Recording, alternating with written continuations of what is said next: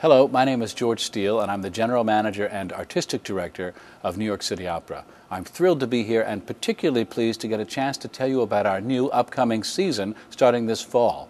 I hope you will subscribe to the opera and enjoy all the benefits that subscription brings you. Before I give you the specifics of the season, though, I want to tell you about two things going on behind the scenes here at the opera.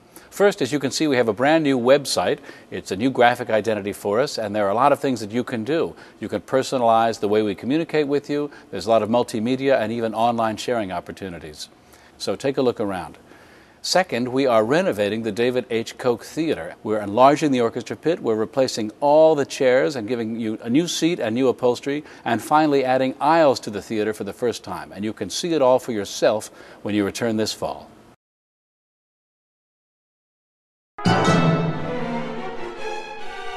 One of the things that excites me about the upcoming season is that it touches on many parts of New York City Opera's historic legacy.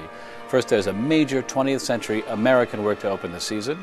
This is a composer that people are either dying to come and see, or they say, gee, I don't know who Hugo Weisgall is. And if you're in the latter camp, I'll tell you, he is America's greatest opera composer in the 20th century. Even though his music is very modernist and it doesn't shy away from dissonance and very dramatic kinds of music, he's also a great vocal composer. My gosh, the roles in Esther are hard to sing, but they are very vocally grateful and they really flatter the kinds of voices that they're written for. It's an epic that has so much contemporary resonance. If you like an ancient story that's imbued with political and spiritual relevance for the time that we're living in, Esther is definitely the kind of story that you're going to love. New York City Opera gave the world premiere in 1993. It was a complete smash, and there have been cries to revive it ever since, and I'm thrilled to be able to bring it back to the stage in New York. It was really important to me in my first season that we continue one of the most important parts of New York City Opera's legacy, and that is bringing new productions to the stage. And I called up my dear friend Christopher Alden, and he and I almost at the same instant decided that Don Giovanni had to be a part of the season, particularly with an exciting young American cast. Christopher Alden has collaborated with us at New York City Opera before.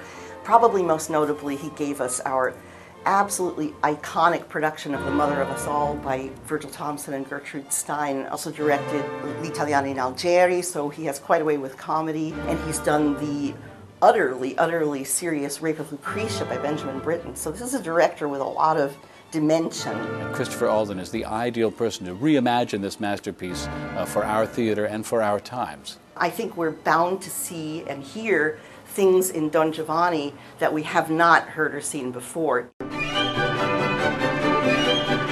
Chabrier is one of the great underrated geniuses of opera. I guess people who bother to rate him put him at the very top, and that's people like Debussy and Ravel and Stravinsky. They all adored Chabrier, and you will too when you hear this delicious music. He was a great cultural figure during the Belle Epoque, known for even once actually destroying a piano that he was playing because he was banging on it so hard. This opera, L'Étoile, that he wrote at the age of 36, became just an overnight sensation in France. The story is pretty much insane, but it centers around a guy called King Uf I, a sort of madcap monarch determined to execute somebody to celebrate his birthday. It's a great opera actually for beginners because it's a link between grand opera and American musical theater. It's a great opera for kids to see actually too. It's also one of the most beautiful productions New York City Opera has done. It captures not only the look of Belle Epoque Paris, but the spirit of this piece in all of its elegance and all of its silliness. It's very